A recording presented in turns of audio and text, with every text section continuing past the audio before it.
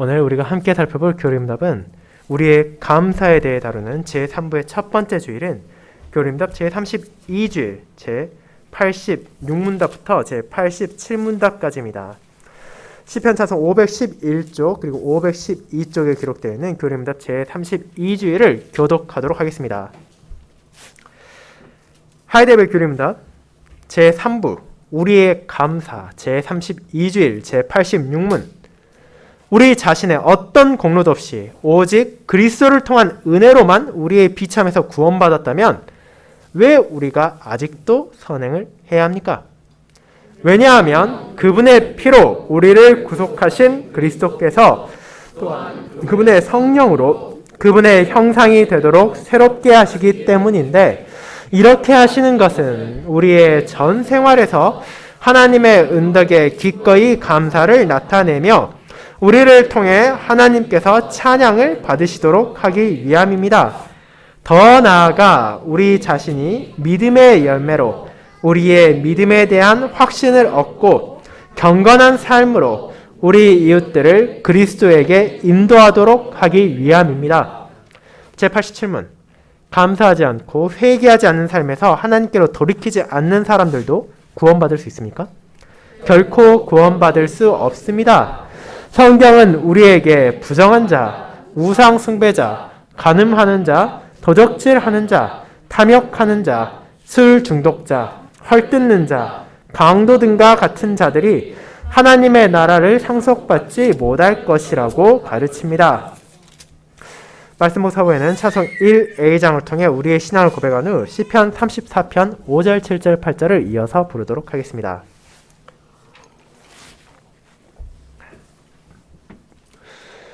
사랑하는 주 예수 그리스도 안에 있는 형제 자매님들, 이 땅에서 살아가는 사람들은 종종 은행이나 혹은 다른 방법을 통해 돈을 빌리는 경우가 생기기도 합니다. 많은 경우 사람들이 집을 사야 될 필요가 있는 등 목돈이 필요할 때 은행에 대출을 받고 혹은 더 큰 돈을 운영하는 투자를 위해 빌리기도 하며 때로는 사업이나 생활비와 같은 다른 목적을 위해 자금을 융통하기도 합니다. 그 자체는 자신들의 필요와 능력에 따라 행한다면 딱히 잘못된 것도 나쁜 일도 아닙니다. 하지만 그 이유를 생각해 보도록 합시다. 타인의 돈을 빌렸다면 마땅히 그것을 갚아가야만 합니다. 일반적으로는 매달 일정 금액을 상환하는 방식을 사용하며 경우에 따라서는 기간을 정해 한 번의 이자와 원금을 갚을 수 있을 것입니다. 그런데 그렇게 빚을 갚아가는 과정이 과연 즐겁고 기쁠 수 있습니까? 물론 그 과정에서 나름의 보람은 느낄 수도 있겠지만 대부분의 경우 이와 같은 변제 과정은 조금이라도 빨리 끝나기를 바라는 부담이며 어떻게든 빚을 다 갚고 대출에 대한 걱정 없이 살고자 할 것입니다. 그런데 이것이 오늘의 교리응답과 어떤 관련이 있습니까? 그것은 바로 우리의 감사와 그로 인해 맺어지는 열매의 선행을 바라보는 오해가 종종 발생하기 때문입니다. 거룩한 말씀 안에 계시되고 신앙 고백서 안에서 표현되는 것처럼 우리는 이를 하나님의 은혜에 대한 감사의 열매라 고백하지만 실제로 그것을 증거하는 행동이나 마음에 있어서는 마치 빚을 갚는 것처럼 어쩔 수 없이 위해 한다는 식으로 생각하는 사람들이 있기 때문입니다. 그런 자세로 선행을 하는 것을 우리가 정말로 감사의 열매를 할 수 있습니까? 그것은 결국 또 다른 형태의 율법주의나 자기 의로움을 통해 하나님 앞에서 가치를 입증받고자 하는 잘못된 생각임을 잊어서 안 됩니다. 그와 같은 위험성을 교리응답을 작성한 우르시누스와 올레비아누스 역시 너무나 잘 알고 있었습니다. 그렇게 교리응답은 우리의 감사라는 제3부를 시작할 때 그 감사의 열매, 선행이 어떤 성격을 가지고 있는지를 분명하게 밝힘으로써 우리가 선행의 의미를 바르게 기억하며 하나님의 말씀에 따라 진정한 감사로서 이것을 멈추지 않고 증거할 수 있도록 합니다. 그와 같은 진리를 다루고 있는 교리응답 제32주일을 저는 신자의 선행의 성격이라는 제목으로 나누고자 합니다. 그리고 우리가 마땅히 드려야 하는 이 선행이 어떠해야 하는지를 세 부분으로 살핌을 통해 저와 여러분이 잘못된 오해와 생각을 버리고 하나님께서 원하시는 대로 그분의 뜻에 따라 그분께 영광을 돌리기 위한 선행을 기쁨 가운데 자발적으로 행하고 그와 같은 감사 열매를 우리의 전 생활 안에서 맺어감으로 성도에게 주어진 참된 위로와 감사를 함께하길 소망합니다. 이를 첫 번째, 전 생활에서 나타나는 감사의 열매. 두 번째, 기꺼이 즐겁게 나타나는 감사의 열매. 세 번째, 하나님께 영광을 돌리는 감사의 열매라는 세 주제로 살펴보겠습니다. 먼저 첫 번째, 전 생활에서 나타나는 감사의 열매입니다. 형제자매 여러분, 지난주 우리는 우리의 구원이라는 교린다 제2부의 마지막 주의를 함께 나누었습니다. 거룩한 주님의 식탁에 대해 살펴보는 과정에서 나온 천국의 열쇠가 무엇이며 그것이 교회에게 어떤 소명을 주었고 주님의 자녀들에게 무슨 의미가 있는지를 살펴본 것입니다. 제82문답에서 나온 것처럼 교회는 천국의 열쇠를 사용해서 고백과 생활에서 불신과 불경건을 드러내는 자들을 주님의 식탁에서 제외해야 할 의무가 있습니다. 그렇다면 자연스럽게 따라오는 질문, 그 천국의 열쇠는 무엇인가 하는 것을 다룬 것이 제31주일이었습니다. 물론 이를 보다 정확하게 말하자면 천국의 열쇠들이라고 해야 맞을 것입니다.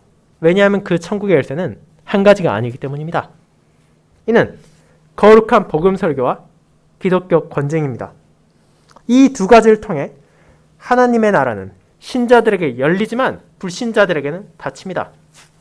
그렇게 우리는 교회 안에서 이미 친숙한 설교와 권징이 어떤 방식으로 하나님의 나라를 열고 닫는지를 다시 한번 돌아봐야 할 필요가 있었습니다. 자, 그 가운데 첫 번째 열쇠인 거룩한 복음 설교는 천국의 문을 열고 닫습니다. 우리는 앞선 교리문답에서 이 복음 설교는 천국의 열쇠임과 동시에 성령 하나님께서 사용하시는 은혜의 방편이라는 사실도 고백했습니다. 그렇게 그 복음 설교가 은혜의 방편만이 아니라 천국의 열쇠이기도 하다는 것을 고백하므로 신자는 매주일 선포되는 이 설교가 얼마나 중요한 것인지를 다시 한번 마음에 새기게 됩니다.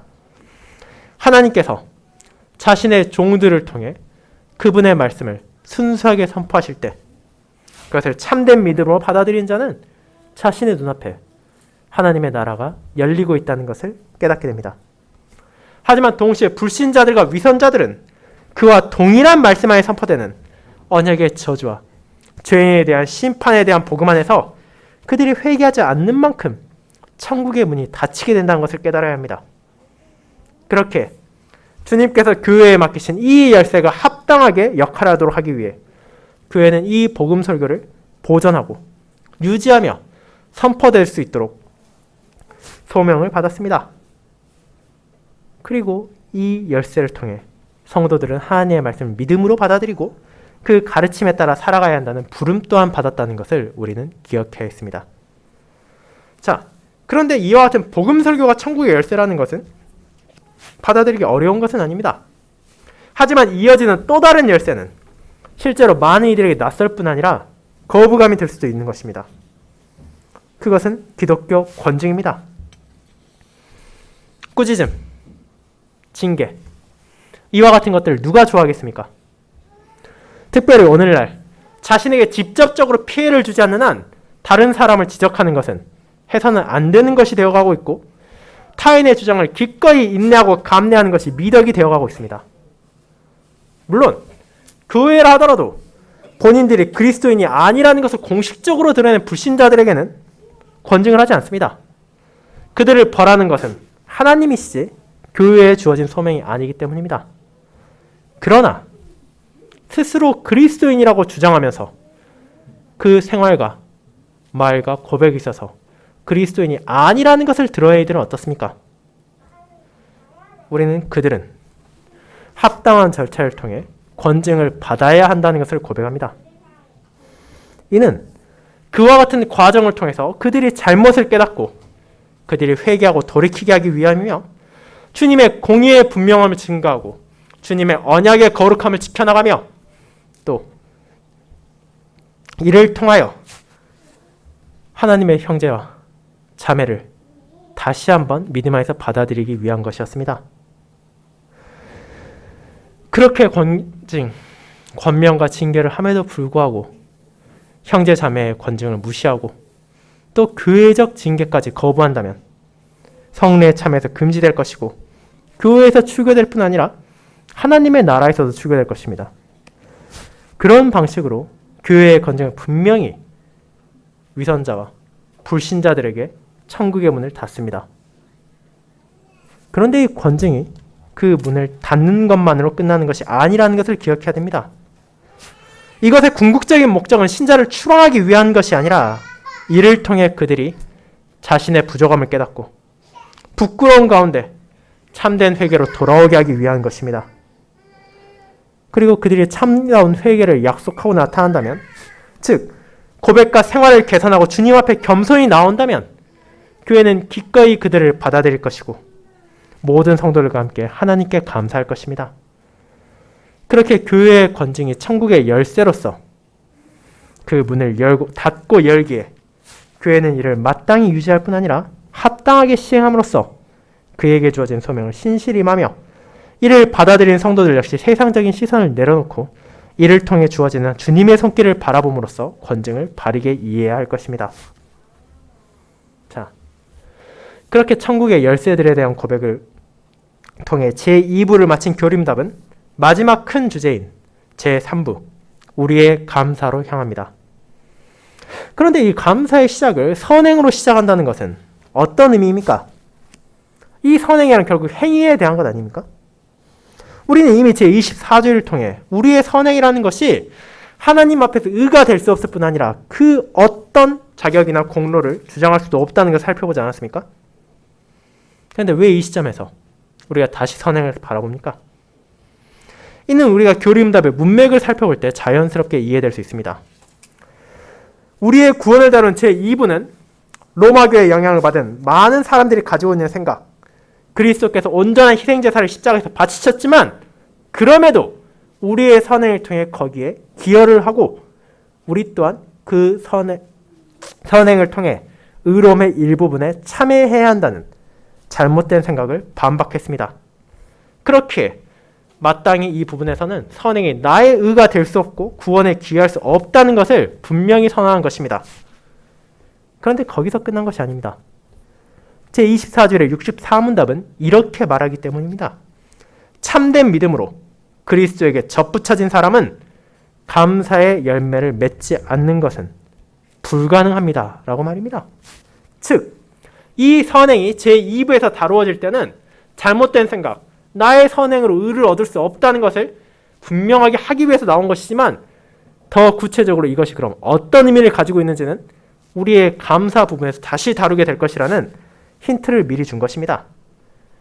그렇게 교림답 제3부를 시작할 때 이미 언급되었던 선행에 대해서 말함을 통해 우리가 함께 나눈 이 부분이 그와 같은 감사에 대한 것임을 명확히 밝히고 그렇다면 이 선행이 어떤 성격을 가지고 있는지를 우리가 알아야 한다는 것을 보여줍니다. 그와 같은 선행의 성격을 살피기에 앞서 선행 그 자체가 무엇인지 한 번 더 생각해 봅시다. 선행은 무엇입니까? 우리가 다음 주일에 한 번 더 살피겠지만 이 교리응답을 통해 알게 되는 것 하나는 하나님의 말씀을 요약해서 성도들에게 전한 이 고백서의 많은 용어들의 기준은 이 세상이나 사회에 있는 것이 아니라 하나님 앞에서의 무언가를 가리킨다는 것입니다. 그렇게 우리가 선행에 대해 생각할 때도 단순히 우리의 사회가 정의한 선행, 그저 착한 일, 좋은 일을 한다는 것이 아니라 그것이 하나님의 뜻에 따른 선행이라는 점을 잊어서는 안 됩니다. 그리고 이 선행은 하나님께서 전하신 가르침에 따라 살아가는 것이라는 것을 우리는 기억하고 있습니다. 자, 그와 같은 배경 지식을 기억했다면 오늘의 문답을 향하도록 합시다. 제86문답은 우리의 감사를 시작하며 다음과 같이 묻습니다. 우리 자신의 어떤 공로도 없이 오직 그리스도를 통한 은혜로만 우리의 비참에서 구원받았다면 왜 우리가 아직도 선행을 해야 합니까? 이 질문의 마지막 문장을 제외한다면 이것은 결국 제2부의 요약이라고 할 수 있습니다. 우리의 구원에서 다룬 것을 짧게 요약하자면 죄와 비참 가운데 멸망받아 마땅한 내가 내 어떤 공로도 없이 그리스도를 통한 순전한 은혜로 구원받았다는 것이기 때문입니다. 그런데 왜 여기서 끝나지 않습니까? 나의 죄와 비참 알았고 나에게 주어진 구원을 깨달았다면 이제 더 이상 우리가 더 알아야 될 게 있습니까? 구원받았으니 이제 그것을 끝. 이제 이 땅에서 내 마음대로 즐겁게 살아가면 된다고 말하지 않습니까? 왜 그렇게 교리문답은 말하지 않습니까? 하나님의 말씀을 요약한 교리문답은 그분께서 주신 진리에 따라 이렇게 나의 죄와 비참을 깨닫고 나에게 주어진 구원의 은혜를 확인한 자가 추가적으로 알아야 할 한 가지가 더 있다는 것을 말합니다. 그것은 바로 감사의 열매이자 선행입니다. 나는 나의 부족함을 알고 있습니다. 그런 나에게 주어진 주님의 은혜도 알고 있습니다. 그렇다면 이제 자연스럽게 그 은혜를 받은 자로서 우리는 어떠한 감사를 기억해야 되는가를 살피게 됩니다. 그리고 그 감사 역시 세상의 기준이나 나의 주관적인 개념에 따르는 것이 아니라 하나님께서 원하시는 방식에 따라 이루어져야 하는 것이 마땅하기에 그분께서 받으시는, 그분께서 기뻐하시는 신자의 감사의 열매란 어떤 성격을 가지고 있는지를 우리는 기억해야 하는 것입니다. 그렇다면 이 감사의 열매를 나타내는 선행의 성격에 대해 알아볼 필요가 있습니다. 가장 먼저 기억해야 하는 것은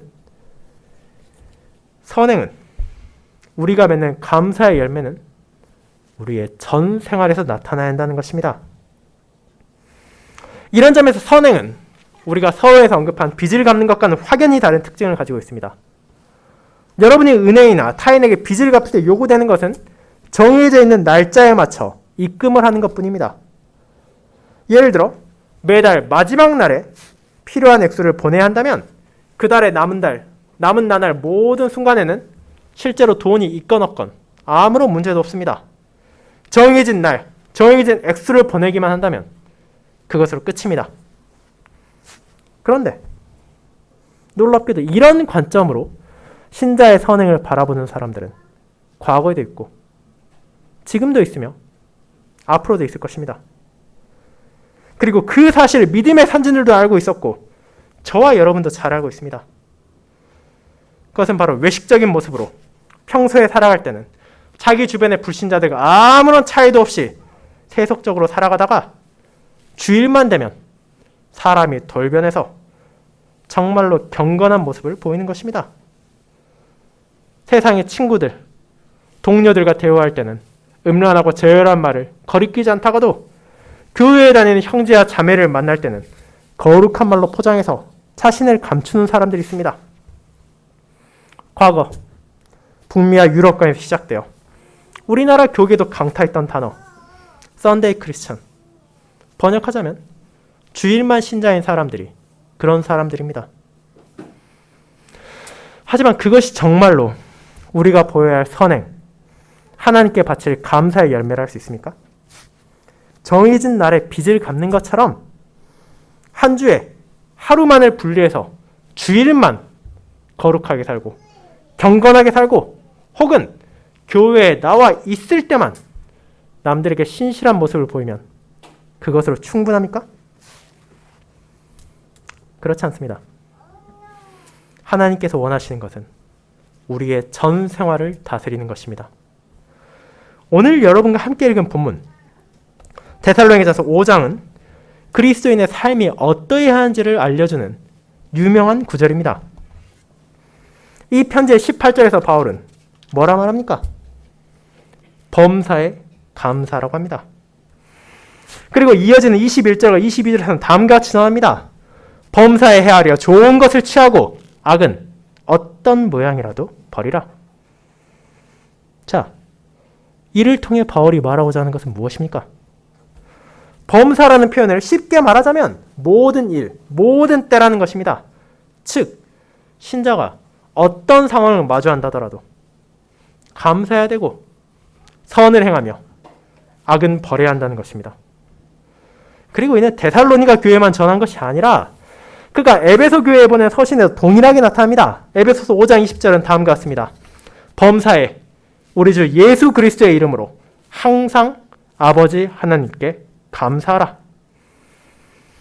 이와 같은 동일한 표현을 반복적으로 사용함을 통해 하나님께서는 그것이 데살로니가 교회에만, 에베소 교회에만 주어진 가르침이 아니라 모든 성도들이 기억해야 되는 삶의 기준임을 알려주셨습니다. 그리고 그 이유는 그것이야말로 그리스도 예수 안에서 우리를 향하는 하나님의 뜻임을 18절에 이어지는 부분은 밝히고 있습니다. 사랑하는 형제자매 여러분, 하지만 이 고백, 전 생활에서 감사의 열매를 맺는다는 것은 우리의 말로 하기도 부담스럽지만 실제 삶에서 증거하는 것은 정말로 어려운 일입니다. 앞선 교리문답을 통해 고백한 것처럼 저와 여러분은 이를 온전하게 시행할 수 없는 것이 현실입니다.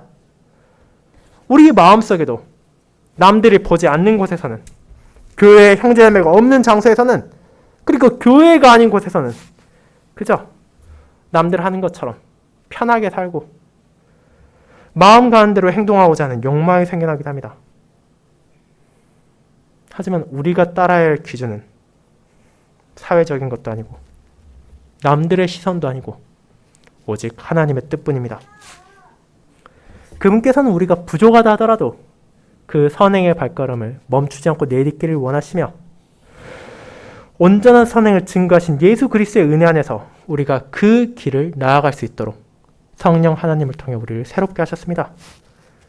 그렇게 참된 믿음으로 그리스도의 은혜에 감사하는 신자는 혼자 있을 때나 여럿이 있을 때나 교회에서 예배에 참석할 때나 직장이나 학교에서 자신의 소명을 할 때나 형제 자매와 대화를 나눌 때나 믿지 않는 이웃들과 대화를 나눌 때나 변화없이 한 자세, 감사의 마음, 그 마음을 품고 그에 대한 열매를 증거해야 합니다.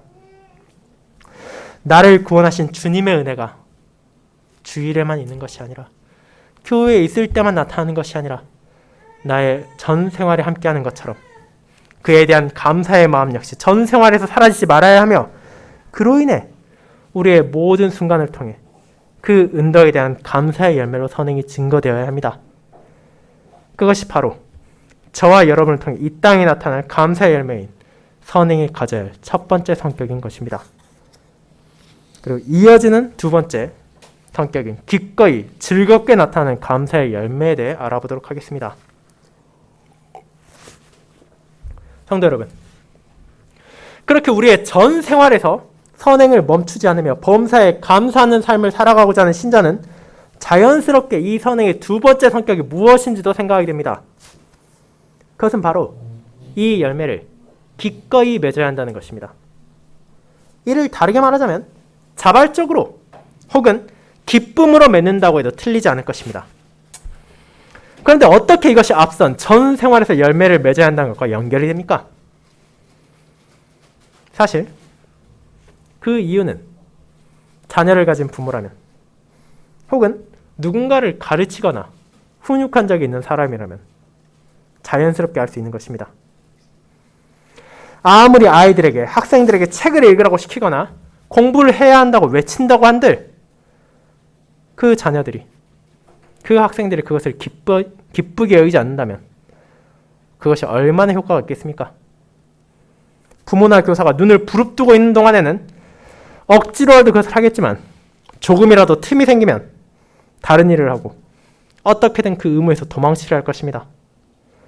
그리고 이는 실제로 자녀들만이 아니라 저와 여러분도 마찬가지입니다. 누군가에 의해 억지로 강압적으로 무언가를 해야 한다면 잠시는 그것을 할 수 있을지언정 그것을 꾸준히 계속한다는 것은 불가능에 가깝습니다. 그것은 어떤 방식으로든지 무너지고 깨어지고 말 것입니다. 그렇다면 이제 우리의 선행에 대해 다시 생각해 봅시다. 나에게 주어진 하나님의 은혜에 감사하고 그에 합당한 열매를 맺어야 한다는 고백을 하고 그것을 전 생활에 거쳐 증거할 수 있는 유일한 방법은 무엇입니까? 그 답은 그와 같은 선행을 내가 진심으로 기뻐하며 즐거워하고 자발적으로 행해야 한다는 것입니다. 앞선 예시를 생각할 때 이것은 좀 더 이해가 쉬워질 것입니다. 아무리 자녀를 억지로 의자에 앉히고 눈앞에 책을 들이댄다 하더라도 그것을 싫어한다면 오래 갈 수 없지만 아이가 독서 그 자체를 즐거워하면 아무리 그것을 막으려 해도 계속해서 책을 읽는 것과 마찬가지입니다. 그리고 저와 여러분의 선행이 그러해야 합니다. 우리는 하나님께 구원의 빚을 졌으니까 억지로라도 전 생활에 걸쳐 선행을 해야 한다는 강박관념에 갇혀 살아가선 안 됩니다. 오히려 그 반대되는 성격이 성도의 선행 안에서 나타나야 합니다. 그것은 누군가에 이끌려서 강제적으로 행하는 것이 아니라 나의 기쁨 가운데 자발적으로 드러나는 것이기 때문입니다. 이것을 행하는 것이 나에게 즐거움이고 이것을 행하는 것이 나의 행복입니다. 물론 대체 어떻게 그렇게 될 수 있냐고 의문을 품을 수도 있습니다. 우리의 생활이 선행으로 계속해서 증거돼야 하며 그와 같은 감사 열매를 언제나 기꺼이 나타낼 수 있는 것은 이상론에 불과하지 않냐고 반론하는 사람도 있을 것입니다. 그런데 오늘 우리가 읽은 바울의 사천을 다시 한번 펼쳐보도록 합시다. 데살로니가전서 5장 16절은 다음과 같이 말합니다. 항상 기뻐하라. 그리고 앞선 범사에 감사하는 명령과 마찬가지로 이 가르치 또한 18절에 나오는 그리스도 예수 안에서 너희를 향하신 하나님의 뜻입니다. 그런데 어떻게 우리가 항상 기뻐할 수 있습니까? 이를 조금 더 쉽게 이해하기 위해 우리는 동일한 사도 바울이 빌립보 교회로 보낸 서신의 한 구절을 살펴볼 수 있습니다. 그는 빌립보서 4장 4절에서 다음과 같이 말합니다. 주 안에서 항상 기뻐하라. 내가 다시 말하노니 기뻐하라. 이것이 바로 우리의 기쁨에 대한 유일한 답입니다. 이 땅에서 사는 동안 저와 여러분이 항상 기뻐한다는 것은 불가능해 보입니다. 우리가 기쁨을 느끼지 않는 것은 아니지만 동시에 우리에게 슬픔, 괴로움, 억울함, 비통한 때도 찾아오기 때문입니다.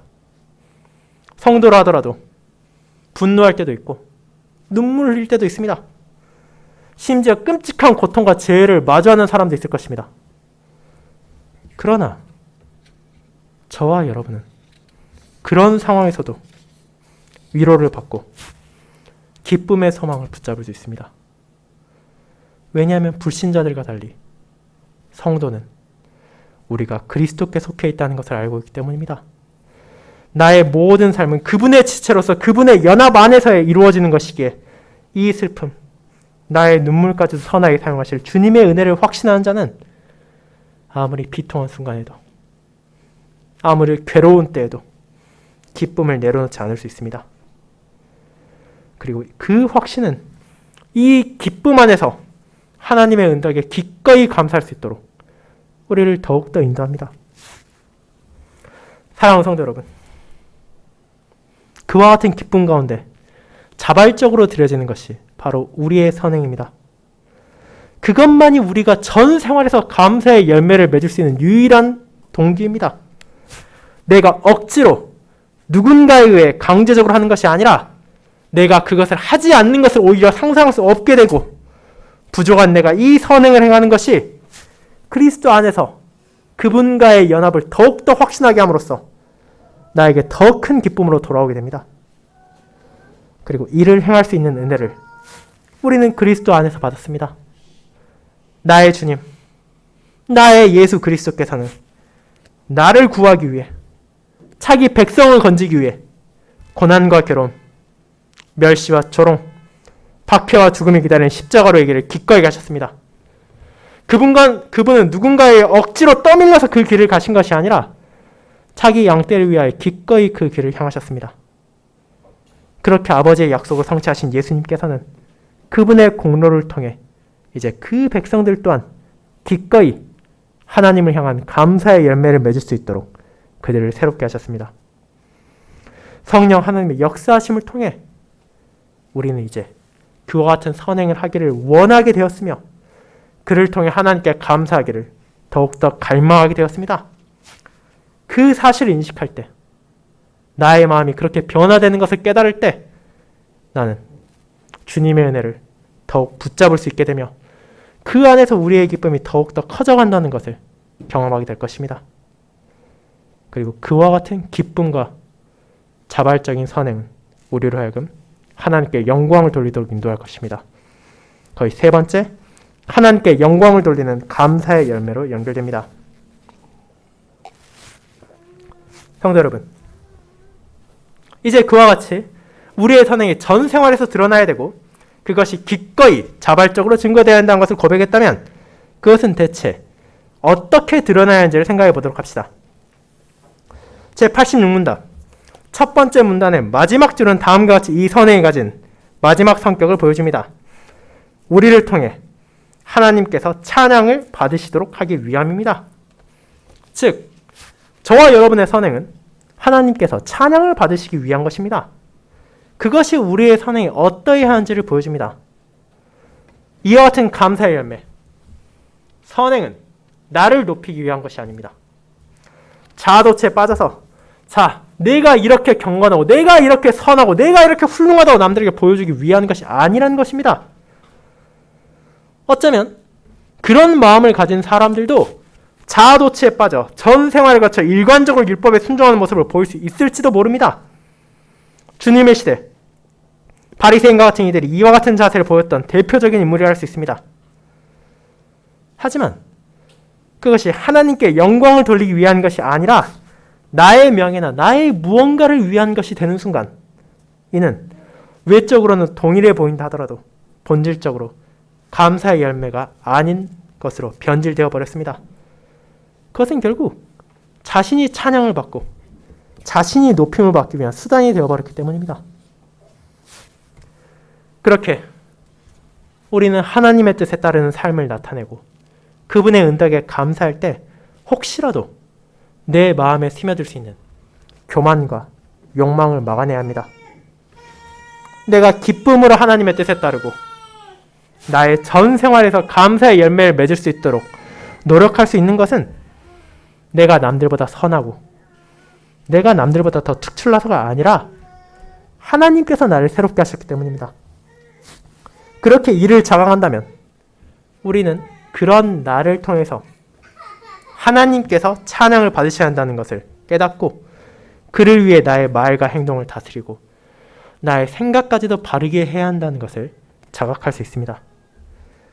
그렇다면 이것은 어떤 방식으로 나타납니까?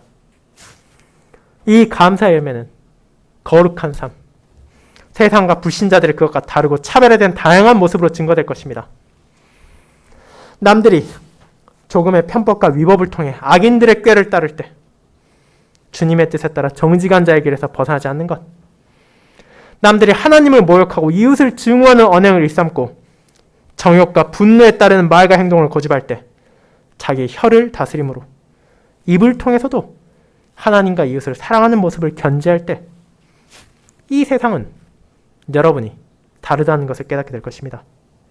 그리고 그 이유가 다른 데 있는 것이 아니라 오직 내가 하나님을 믿으며 그분의 말씀에 따라 살아가고 그분의 가르침을 붙잡음으로